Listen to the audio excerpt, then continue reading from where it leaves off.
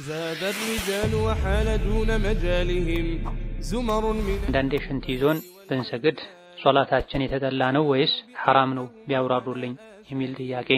ساروا ولكن سيرة ሶላተኛ ፋቲሃ እየቀራን ኢማሙ ሩኩዕ ወርዶ ኢዕቲዳል ቢቆምና እኛ ፋቲሃን ጨርሰን ሩኩዕ ብናደርግ ሶላታችን ይበላሻል ያብራሩልኝ የሚል ጥያቄ ነው።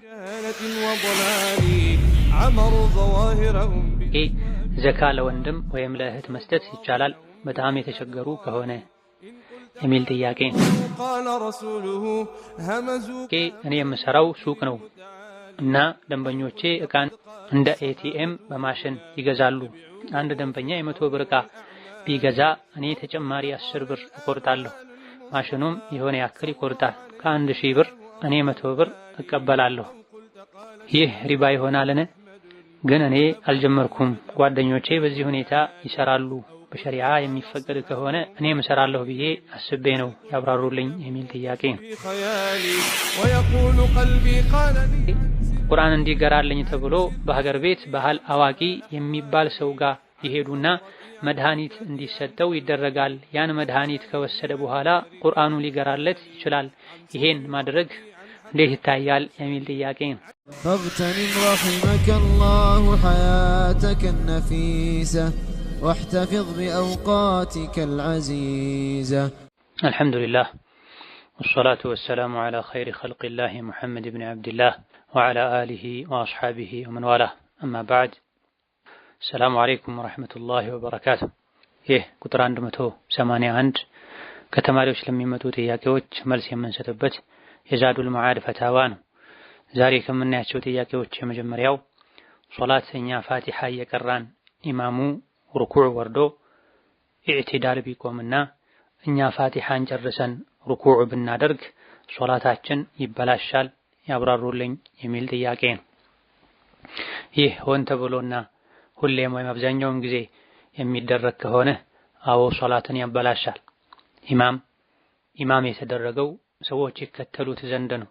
አላሁ አክበር ሲል አላሁ አክበር በሉ፣ ሰሚዐ አላሁ ሊመን ሐሚደህ ሲል ረበና ወለከል ሐምድ በሉ፣ ኢማምን ተከተሉት ተብለናል። ነገር ግን ኢማሙ ከልክ በላይ ስለሚፈጥን እና በእያንዳንዱ ረክዓ ላይ መደረግ ያለባቸው የሶላት ግዴታዎችን ማከናወን ስላልተቻለ ከሆነ መዘግየቱ የተፈጠረው ተጠያቂው ኢማሙ ነው የሚሆነው። ኢማሙ በአግባቡ በልክ የሰገደ ሳለ ማሙም በጣም ዘግይቶ ከሆነ እንዲህ አይነት ክፍተቶች የሚፈጠሩት ሶላት ይበላሻልና ጥንቃቄ ማድረግ፣ ግዴታ ያልሆኑ ሱና ተጨማሪ ዝክርና ዱዓዎችን ኢማምን ለመከተል ከኢማም አብሮ ለመሄድ ሲሉ መተው፣ ረዘም ያለ ዝክርና ዱዓ ማድረግ ሲፈልጉ በግል በሱና ሶላቶች ማድረግን የሚገባው። ሌላኛው ጥያቄ አንዳንዴ ሽንት ይዞን ብንሰግድ ሶላታችን የተጠላ ነው ወይስ ሐራም ነው ቢያብራሩልኝ የሚል ጥያቄ ነው። ሶላት ውስጥ ከመግባት በፊት ሐሳብ የሚሰርቁ ነገሮችን ቀድሞ ማስወገድና የተረጋጋ ስሜት ላይ ሆኖ ሶላት ውስጥ መግባት ተገቢና የሶላት አንዱ ሐቅ ዲንን ሶላትን የማክበር አንድ ምልክት ነው። ነብዩ ሰለላሁ ዐለይሂ ወሰለም በሐዲሳቸው ምግብ ቀርቦ ሶላት የለም፣ ሁለት ቆሻሻዎችን የታገሉ ውሃ ሽንትን ሰገራን የታገሉ የተከላከሉ ሶላት የለም ብላ። በሸሪዓችን አንድ ነገር የለም ከተባለ የለም የሚባለው ምንድነው? ወነፍዩ ለልውጁድ ثم الصحة ثم الكمال فرعينا الرتبة እንደተባለው የለም ሲባል አንድ ነገር አንዳንዴ በተጨባጭ አለመኖርን የሚገልጽ ሊሆን ይችላል። ለምሳሌ ላኢላሃ ኢላላህ ቢባል በጭራሽ ከአላህ ውጪ እውነተኛ አምላክ የለም ማለት። አንዳንዴ የለም የተባለው ነገር ሊኖር ይችላል፣ ነገር ግን በተፈለገው መልኩ በትክክል አልተከናወነም እንደሌለ ነው የሚቆጠረው ማለት ሊሆን ይችላል። ለምሳሌ ያለ ውዱእ ሶላት የለም ቢባል አንዳንዴ በተጨባጭ ሊኖርም ይችላል ተከናውኖም ሊሆን ይችላል፣ ነገር ግን በተሟላ መልኩ እንዳልተገኘ ለመግለጽ የለም ሊባል ይችላል። ለምሳሌ ይህ ጥያቄው ላይ የተጠቀሱ ነገሮች ሶስተኛ ውስጥ የሚካተቱ ናቸው። ምግብ ቀርቦ ሶላት የለም፣ ሽንት ያጨናነቀ ሶላት የለም ተብሏል። ምን አይነት ሶላት? የተሟላ ሶላት ለማለት ነው። ስለዚህ ሽንት ያስቸገረ ተርቦ ምግብ ቀርቦ እየፈለጉ መብላት እየቻሉ ወደ ሶላት ውስጥ መግባት አይመከርም፣ አግባብ አይደለም። አንድ ሰው ይሄን ክልከላ ጥሶ ቢሰግድ ሶላቱ የተሟላ አይደለም። አልሰገድክም ተብሎ ከመጠየቅ ብቻ የሚያድን ሶላት ነው የሚሆነው እንጂ ከሶላት የሚገኙ ጥቅሞችን የሚያስገኝ ሶላት አይሆንም ለማለት ነው። ስለዚህ በዚህ ሁኔታ ላይ ሆኖ መስገዱ የተጠላ ነው ሐራም ሳይሆን። ሌላኛው ጥያቄ ዘካ ለወንድም ወይም ለእህት መስጠት ይቻላል በጣም የተቸገሩ ከሆነ የሚል ጥያቄ ነው። በተቻለ ያክል ከዋናው ገንዘብ መስጠቱ የተሻለ ይሆናል። ከዋናው ገንዘብ መስጠት ካልተቻለ ወይም የተሰጠው ካልበቃቸው ለወንድምና ለእህት ዘካ መስጠት ይቻላል። ዘካ በሚያወጣው ሰው ስር ከሆነ ያሉት አይቻልም። ራሳቸውን ችለው ከሆነ የሚኖሩት መስጠት ይቻላል የተባለበት ሁኔታም አለ።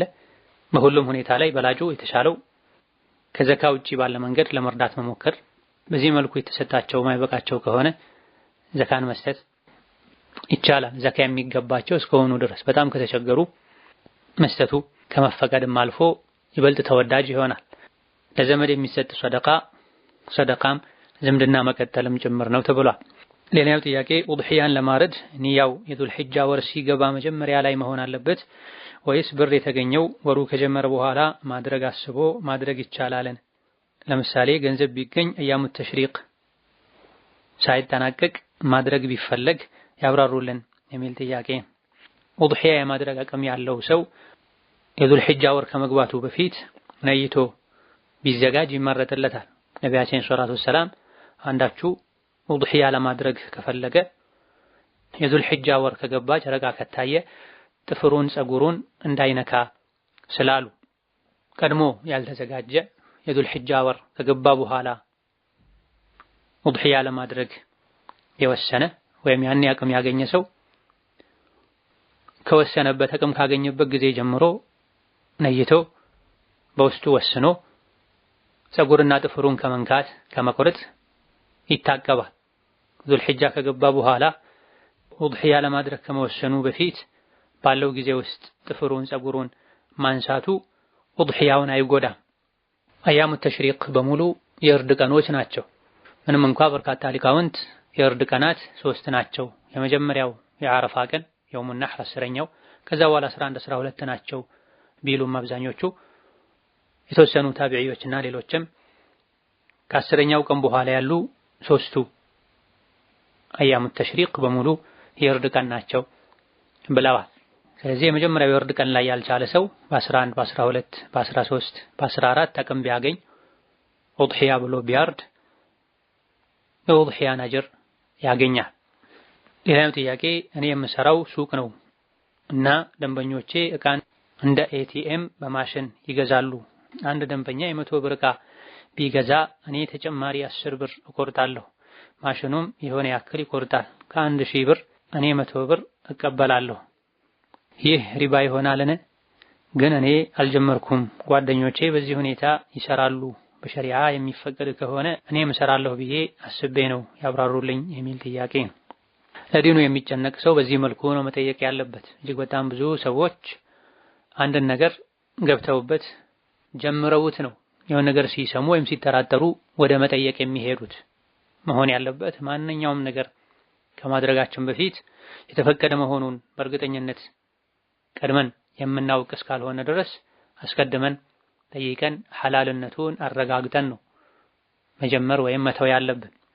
ይሄን አሰራር መተው የተሻለ ነው። ነገር ግን ማድረጉ አስፈላጊ ሆኖ ከተገኘ ለመገበያየት ሱቅ የሚመጡ ሰዎች በካሽ መክፈል ካልቻሉ በማሽን በሚከፍሉበት ጊዜ የአገልግሎት የሆነ ያክል መቀበሉ ችግር የለውም። ሁለቱ ተስማምተው የሚቆረጠውን አውቀው እስካደረጉት ድረስ አላማቸው ምንዛሬ እስካልሆነ ድረስ መመንዘር ሲሆን ነው ገንዘቡ እኩል መሆን አለበት። የገንዘቡ አይነት አንድ ከሆነ ደግሞ ዋጋውም እኩል መሆን አለበት። ድፍን 100 ብር ሰጥቶ ምንዛሬ ከሆነ ሙሉ ባለ 10 10 ባለ 1 1 ወይም ባለ 5 5 100ውን መቀበል አለበት ኢላ አኺሪህ የምንለው እዚህ አላማው መመንዘር እስካልሆነ ድረስ የሚቀባበሉትም ብርና ብር እስካልሆነ ድረስ አንደኛው ብር ሌላኛው ዕቃ እስከሆነ ድረስ የመረጠውን ዕቃ ለመግዛት ካሽ መክፈል ካልቻለ ባንክ ቤት ካለው ተቀማጭ ብር ኤቲኤም ካርድ አማካኝነት እንዲከፈል ስላደረገ ብር ከሌላ ሰው ሄዶ በመበደር አሊያ ደግሞ ባንክ ቤት ሄዶ ብር በማውጣት ይወስደው ያባክነው የነበረውን ጊዜ ወይም ይደክመው የነበረውን ድካም ስላስቀረለት ይሄን ያክል ትከፍላለህ ማለቱ ሪባ ይሆን። ሪባ የሚሆነው ገንዘብን በገንዘብ አበላልጦ መቀበል ሲሆን አሊያ ደግሞ እኩል ወይም እጅ በእጅ መሆን አለባቸው የሚባሉ ሪባ ይገባባቸዋል የሚባሉ በሐዲስ የተነገሩና እዛ ላይ ቅያስ የተደረጉ ነገሮች ላይ ሲገበያዩ ነው። ባለሱቁ ዕቃ የሚገዛው ሰው የሚቆርጠው የአገልግሎቱን ነው። ማሽኑ የሚቆርጠውም የካርድ ተጠቃሚው ተስማምቶ በፈረመው መሰረት የአገልግሎትን። ከዚህ ጋር ተቀራራቢ የሆነው ሪባ ሊሆን የሚችለው ዓላማቸው የገዙትን ዕቃ ካሽ መክፈል ስላልቻሉ ዋጋውን ካሽ መክፈል ስላልቻሉ በማሽን መክፈል ሳይሆን እጁ ላይ ብር ስለሌለ ከሱም ይሁን ከሌላ ሰው መግዛት ስለሚፈልግ ወይም ገንዘብ ማውጣት ስለሚፈልግ ብር ስጠኝና ባንክ አካውንቴ ላይ ካለው ገንዘብ ይሄን ያክል ቆረጥ ብሎ ካርድ ሰጥቶ ይሄን አገልግሎት ስለሰጠው ተጨማሪ ብር የአገልግሎት ብሎ የሚወስድ ከሆነ ይሄኔ ዓላማው ምንዛሬ ስለሆነ ብርን በብር መለወጥ ስለሆነ ተጨማሪ መጠየቅ የለበትም። ይህ ካልሆነ ከላይ ጥያቄው ላይ በተገለጸው መልኩ ከሆነ ሪባ ውስጥ አይገባም። ሆኖም መግቢያ ላይ እንደተባለው ተጨማሪ ከመጠየቅ በመራቅ የዕቃውን ዋጋ ብቻ መክፈሉ የተሻለ ይሆናል። ነገር ግን አንዳንዴ ስራ ስለሚሆን ሰዓት ስለሚፈልግ ሰዎች የተወሰነ የድካማቸውን መቀበል ሊፈልጉ ይችላሉና ሪባ ውስጥ እስካልገባ ድረስ ቢጠቀሙ ችግር አይኖርም። ሌላኛው ጥያቄ የምሰራበት ድርጅት ባመቻቸው የብድር አገልግሎት ከወለድ ነፃ በሆነ አሰራር በብድር ቤት ለመግዛት እንቅስቃሴ ጀምሬ ነበረ። በዚህ ሂደት የብድር መጠን ስሌቱና ቀመሩ ግን በአራጣ ከሚሰላው ምንም ልዩነት እንደሌለው ይሰማኛል። በውስን ትርፍ ላይ የተመሰረተ ሳይሆን በአራጣ መጠን ስሌት ላይ የተመሰረተ ብድር ነው የሚሰጡት። ይህ አሰራር ደግሞ አሁን ላይ ከወለድ ነፃ አገልግሎት እንሰጣለን የሚሉ ባንኮች ሁሉ አሰራር ነው። ከዚህ አንፃር በአራጣ ላይ ከተመሰረተ የብድር አሰራር ጋር ምንም ልዩነት አላየሁም። እናም በዚህ አገልግሎት አብዛኛው ሙስሊም እየተጠቀመ በመሆኑ ትክክለኛው ከወለድ ነፃ የብድር አገልግሎት ማሟላት ያለበት መስፈርት ላይ ዘርዘር ያለ ማብራሪያ ወይም ምክር ቢሰጥ የሚል ጥያቄ ወይም ሐሳብ ነው። ይህ በተወሰነ መልኩ የጥያቄውን መልስ ያካተተ ጥያቄ ነው። ምክንያቱም ጥያቄው ላይ ከአራጣ ምንም አይነት ልዩነት እንደሌለው ይሰማኛል። በአራጣ መጠን ስሌት ላይ የተመሰረተ ብድር ነው የሚሰጡት የሚሉ ቃላቶች አሉ። ስለዚህ ይህ እዚህ ላይ እንደተባለው ከሆነ ሙስሊም እንዲህ አይነት ነገር ውስጥ ሊገባ አይገባም። ያለንበት ዘመን ሪባ ወለድ አራጣ የተስፋፋበት ሰዎች ዲናቸው ላይ ሸሪዓው ከሚፈቅደው በላይ አብዝተው ማግራራት ውስጥ ቸልተኝነት ውስጥ የገቡበት ዘመን ላይ ነው ያለነውና ምን በላውን ምን ጠጣውን ምን ለብሰውን የገቢ ምንጫችንን ሐላልነት በሚገባ ልናረጋግጥ ከሹብሃ ከአጠራጣሪ ከአወዛጋቢ ነገሮች ልንርቅ ይገባናል። አላህን መፍራት ማለት ትክክለኛ ሙስልምነት ማለት የሚበሉትን የሚጠጡትን ማወቅ ነው። ሐላል በልተህ የመጨረሻው ሰፍ ላይ ስገድ፣ ሐራምና ሹብሃ እየበላህ አወል ሰፍ ከምትሰግድ ብላ የገቢ ምንጭ ላይ ጥንቃቄ ለማድረግ ትኩረት መስጠት እንዳለብን ለመግለጽ ነው። ስለዚህ አሰራሩ ወለድ አራጣ ያለበት ከሆነ እንደ አይነቱን መንገድ ተጠቅሞ ቤት መስራት ገቢ ማግኘት የተከለከለ ይሆናል።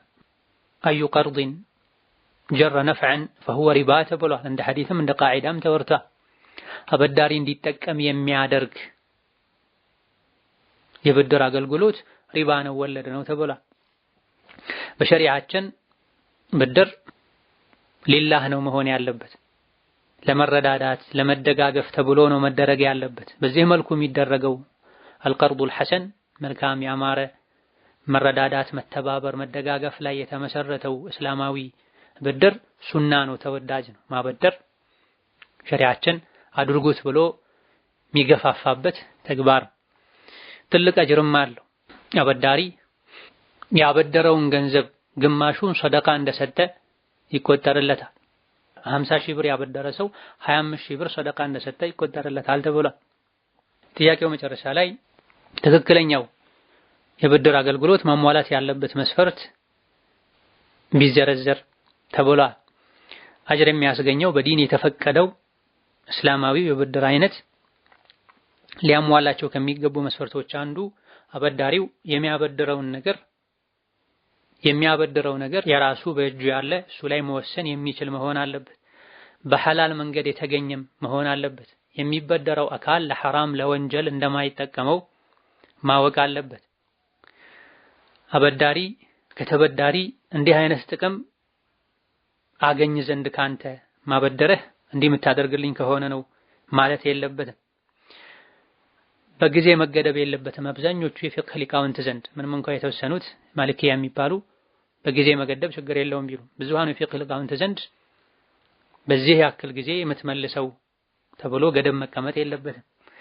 ይፈቀዳል ገደብ ማስቀመጥ በሚለው እንኳን ተኬዶ የጊዜ ገደብ ቢኖር በተገደበው በተወሰነው ጊዜ መመለስ ካልቻለ ተጨማሪ መጠየቅ ሪበነሲአ ውስጥ መግባት መኖር የለበትም። ሸሪዓ ቁርአን ላይ የተቀመጠው የብድር ህግ የሚለው ወኢን ካነ ዱ ዑስረቲን ፈነዚረቱን ኢላ መይሰራ ገንዘብ የተበደረ አካል ከተቸገረ መመለስ ካልቻለ ፈነዚረቱን ኢላ መይሰራ አቅም እስኪያገኝ መመለስ እስኪገራለት እስኪችል ድረስ ጠብቁ ብሏል አላህ ተባረከ ወተዓላ። ሌላ የተሻለም አላህ የመከረን አማራጭ አለ፣ መንገድ አለ። ወአን ተሰደቁ ኸይሩን ለኩም መመለስ ላልቻለው አካል ገንዘቡን ሰደቃ አድርጋችሁ ብትተው እንደ ሰደቃ ቁጥራችሁ ብትተውለት ለእናንተ የተሻለ ነው ብሏል። እስላም የራህመት ዲን። አሁን ላይ ያሉ አብዛኞቹ የብድር አይነቶች መጨካከል ላይ አቅመ ደካማን መጠቀም ላይ የተመሰረቱ ናቸው። ሸሪዓው መመለስ ካልቻለ እስኪያገኝ ድረስ ጠብቁ፣ ይቅር ብትሉ ሰደቃ ብታደርጉለትም ለእናንተ ኸይር ነው የሚል ከመሆኑ ጋር በጊዜው መመለስ የማይችል አቅመ ደካማን በየቀኑ በየወሩ ይሄን ያክል ተጨማሪ ይታሰብብሃል፣ ቤትህ ንብረትህ ይታገድብሃል፣ አልያ ደግሞ በሆነ መንገድ ትቀጣለህ የሚሉበት ሐላል። ይሄ ብድርን ለግል መጠቀሚያ ማድረግ እንጂ ተበዳሪን መጥቀም ዓላማው እንዳልሆነ የሚያሳይ። ሌላኛው ጥያቄ አክስቴ ኢጃዛ ቤት ተከራይታ ከእሷ ጋር ነበር የምኖረው። ከዚያ በኋላ እሷም ስራ ሄደች። ቤቱም ሹርጣ መጥቶ ነበር። ቤቱም ሰው የለውም። አካባቢው ለአደጋ የሚያጋልጥ ነው እና ቤት ቀይሩ ስላት እኔ አልቀየርም ወደ ሀገር ቤት ልገባ ነው አለችኝ። የቤት ክራዩን ከፍዬ ወጣሁ። በዚሁ አኮረፈችኝ። ሌላ ምንም ጠብ የለንም። ስደውልላት አታነሳም። እኔም ስልክ ስለማታነሳለኝ ዝም አልኩ። ይቅርታም ጠይቂያት ነበረ፣ በሪከርድ አትመልስም። ይህ እንዴት ይታያል የሚል ጥያቄ። ጥያቄው ላይ በተብራራው መሰረት ሌላ ምንም የተፈጸመ ወንጀል የሐቅ መካካድ እስከሌለ ድረስ በተለይ የቤት ክራይ ተከፍሎ ከሆነ እየተካሄደው ከአንድ ሰው ጋር አብሮ የመኖር ግዴታ የለም በሸሪዓችን። ባልና ሚስት ካልሆኑ ወላጅና ልጅ እየተረዳዱ አንዱ ሌላኛውን የመርዳት ግዴታ አለበት ወዘተ የሚባልባቸው ሁኔታዎች እስከሌሉ ድረስ ከአክስት ጋር ከእህት ጋር አብራችሁ ካልኖራችሁ አይባልም። ሌሎች ግዴታ የሚያደርጉ ሸሪዓዊ ወይም ደግሞ የቃል ግዴታዎች እስከሌሉ ድረስ ስለዚህ ቤቱ ለደህንነቴ ጥሩ አይደለም ብሎ አንድ ሰው ስለሄደ ብቻ ሌላኛው ወገን ሊያኮርፍ አይገባውም። ካኮረፈ ተጠያቂ የሚሆነው እሱ ነው። ሌላኛው ጥያቄ ቁርአን እንዲገራልኝ ተብሎ በሀገር ቤት ባህል አዋቂ የሚባል ሰው ጋር ይሄዱና መድኃኒት እንዲሰጠው ይደረጋል። ያን መድኃኒት ከወሰደ በኋላ ቁርአኑ ሊገራለት ይችላል። ይሄን ማድረግ እንዴት ይታያል የሚል ጥያቄ ነው። የሚኬደው ዘመናዊ ወይም ባህላዊ ሕክምና አዋቂ ዘንድ ከሆነና የሚሰጠው በተፈጥሮ የሚበሉ የሚጠጡ አእምሮን ያነቃሉ፣ የማስታወስ ችሎታን ያሳድጋሉ፣ ይጨምራሉ የሚባልላቸው አይነት ተፈጥሯዊ ሐላል ነገሮችን ከሆነ ወይም በሕክምና በሳይንስ የተረጋገጡ ነገሮችን ከሆነ ወደሚሰጥ ሰው የሚካሄደው ምንም ችግር የለውም። ይጠቅማል እስከተባለ ድረስ ሰበብ ነው ብሎ ማድረጉ ችግር አይኖረውም። ነገር ግን የሚካሄደው አዋቂ በሚባለው የተፈለገው ወደ ጠንቋይ ከሆነ በሸሪዓም ይሁን በሳይንስም ይሁን በተለምዶ የተነገረላቸው ተጨባጭ የሚበሉ የሚጠጡ ነገሮችን ሳይሆን የሚጨስና መሰል የሆነ ነገር ከሆነ ወደሚሰጥ ሰው የሚካሄደው በዲኑ በአቂዳው የሚጠረጠር የተለያዩ ከዲን የሚጋጩ ነገሮችን የሚያደርግ አይነት ሰው ጋር ከሆነ የሚካሄደው መሄዱ የተከለከለ ነው። በመሰረቱ የሂፍዝ ችሎታ አንዳንዴ ተሰጥኦ ነው፣ ተፈጥሮ ነው። ሌላ ጊዜ ደግሞ በመለማመድ የሚገኝ ነው። ኢማሙል ቡኻሪ ረሂመሁላህ ተዓላ ሐፊዙ ዱንያ በዚህ ልክ ሐዲስን እንድትሐፍዝ ያስቻለህ የምታደርገው ነገር አለ እንዴ ተብሎ ሲጠየቁ ወኔና መሐፈዝ የሚፈልጉትን ነገር አዘውትሮ ደጋግሞ ማየት ብቻ ነው፣ ከዚህ ውጪ ለሂፍዝ ይጠቅማል ምለው ነገር የለም ብለዋል። ከሌሎች ዘቢብ መሰል የሆኑ ነገሮችን መጠቀም መፋቂያን ማዘውተር ለሂፍዝ እንደሚረዳ ተነግሯልና አዋቂ የሚባለው እንዲህ አይነት ተጨባጭ ቁሳዊ የሆኑ ነገሮችን ከሆነ የሚመክረው ችግር የለውም። ከዚህ ውጪ ያሉ ግን ከጥንቆላ ጋር የተያያዙ ነገሮች ከሆነ መሄዱ በጥብቅ የተከለከለ ይሆናል። ሌላኛው ጥያቄ እኔ ያገባሁት እናቴን ለማገዝ በሚል ነው። አባት ወንድም አለኝ፣ ግን እናቴን ጥለዋት ሲሄዱ እኔ ብቻ ነበርኩ የቀረሁት። እናቴና የአባቴ ዘመድ ነበሩ ኒካህ ያሰሩልኝ። ይህ እንዴት ይታያል? በሰዓቱ አባቴም ወንድሞቼም የት እንዳሉ አድራሻቸውን አናውቅም ነበር የሚል ጥያቄ ነው። በእናት በኩል ያሉ ዘመዶች ኒካህ ማሰር አይችሉም አለ ራጅህ። እንደዚሁ ደግሞ እናት ኒካህ ማሰር ላይ አቅዱ ላይ የምታደርገው ነገር አይኖርም። ለልጄ ይሄ ሰው አይመችም አይሆንም ልትል ትችላለች፣ ልታማክር ልትመክር ትችላለች። ነገር ግን ተመርጦ ለኒካህ ይሆናል የተባለ ሰው ኒካህ ሲታሰርለት የእናት መኖርም አለመኖርም መገኘት አለመገኘትም የኒካሁ ትክክል መሆን አለመሆን ላይ የሚያሳድረው ተጽዕኖ አይኖርም። ሴት ልጅን የሚድረው አባቷ የአባቷ አባት አያቷ፣ ለአካለ መጠን የደረሰ ራሷ የወለደችው ልጅ፣ ወንድሞቿ በአባት በእናት የሚገናኙ ወይም በአባት ብቻ የሚገናኙ፣ አጎቷ፣ የአባቷ ወንድሞች እነዚህ ናቸው። ቅድሚያ ሊሰጥ የሚገባው ወሊ አባት፣ አያት፣ የአባት አባት እንደዚሁ የሴት ልጅ የደረሰ ልጇ ከሌሉ አሊያ ደግሞ ያለ በቂ ምክንያት አልደረም ካሉ ቀጥሎ ያለው ወሊ ኃላፊ ሆኖ ይድራል። ምንም ወሊ ከሌላት ወይም ደግሞ ወሊዮቿ ያለ በቂ ምክንያት አልደረም ካሉ ወይም መስፈርቱን ካላሟሉ ነብዩ ሰለላሁ ዐለይሂ ወሰለም ቃዲ የሙስሊሞች መሪ ወይም ወኪሉ ወሊ የሌላት ሴት ወልይ ነው ብለዋል። ለሴት ልጅ አቻ የሚሆን ይህ ማለፍ የለበትም የሚባል ወንድ መጥቶ ኒካህ ማሰር ሲፈለግ ኃላፊው አካል ተገኘ በግርም በስልክም በምንም ተፈልጎ ማይገኝ ከሆነና እስኪገኝ ድረስ መጠበቁ አቻዋን እንድታጣ የሚያደርጋት ከሆነ ቀጥሎ ያለው ወሊ ያስራል።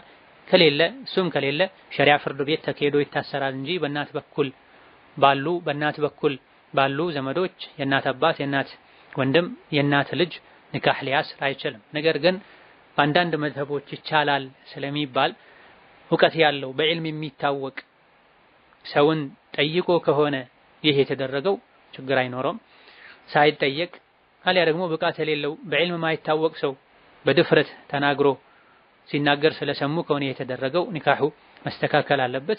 ትክክለኛ ነው ብለው አምነው እውቀት ያለው በዕልም የሚታወቅ ሰውን ጠይቆ ከሆነ እንደ ትክክለኛ ኒካህ ቆጥረው እንደነሱ አመለካከት ወጉን ማረጉን ሸርጡን አሟልተው ስለነበረ ያሰሩት እስከዛሬ የነበራቸው ግንኙነት የዚና ግንኙነት አይባልም። ልጆች ካሉም የዚና ልጅ አይባሉም። ነገር ግን ይህ ከታወቀበት ጊዜ ጀምሮ ኒካሁ መስተካከል ይኖርበታል።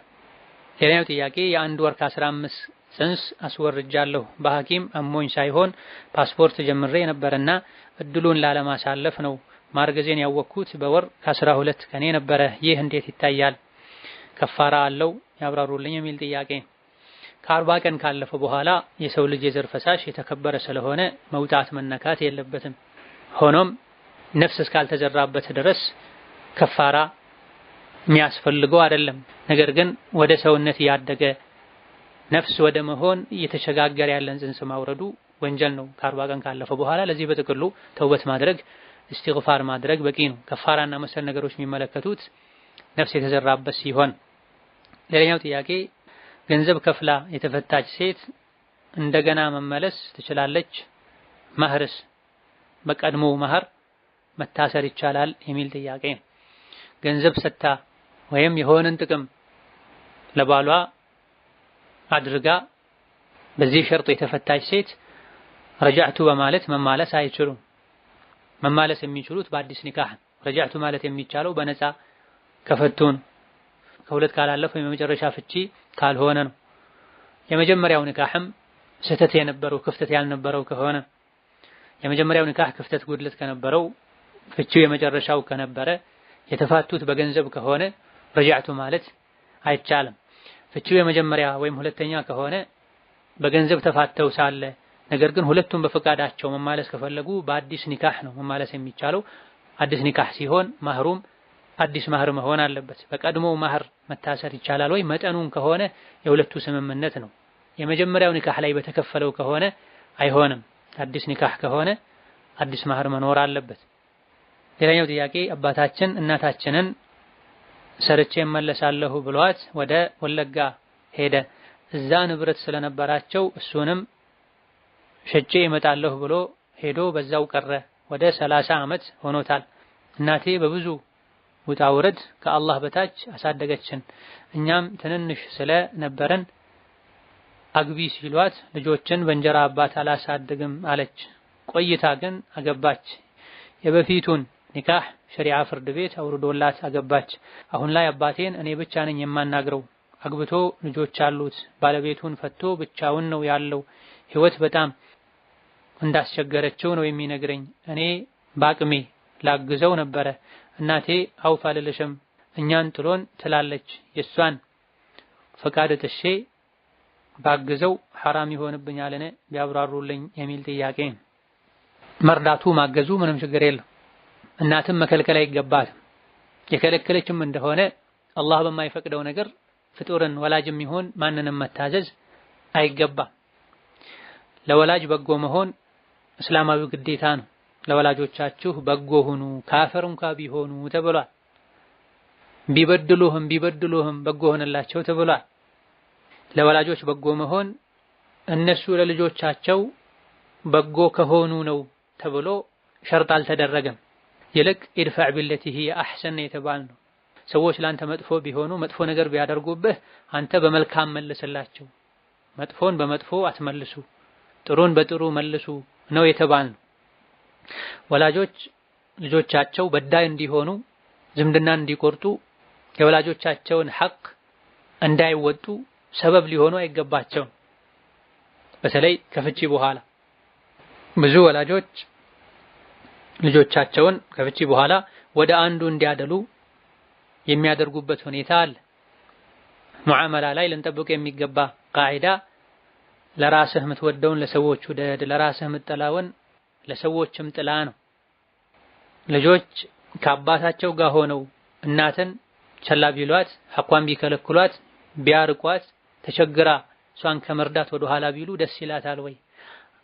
አባትስ ልጆች ከእናታቸው ጋር ሆነው እሱን ቢያገሉት፣ ቢገፉት፣ ቸላ ቢሉት ደስ ይለዋል ወይ? ለራሳችን ደስ የማይለንን ሰዎች ላይ እንዲሆን ልንፈቅድ አይገባም። እንደው በተቃራኒው ወላጆች ልጆቻቸው ሌላኛውን ወላጃቸውን እንዲጦሩ እንዲንከባከቡ እሱ ቢበድል እንኳ በጎ እንዲሆኑለት ነው መገፋፋት ያለባቸው።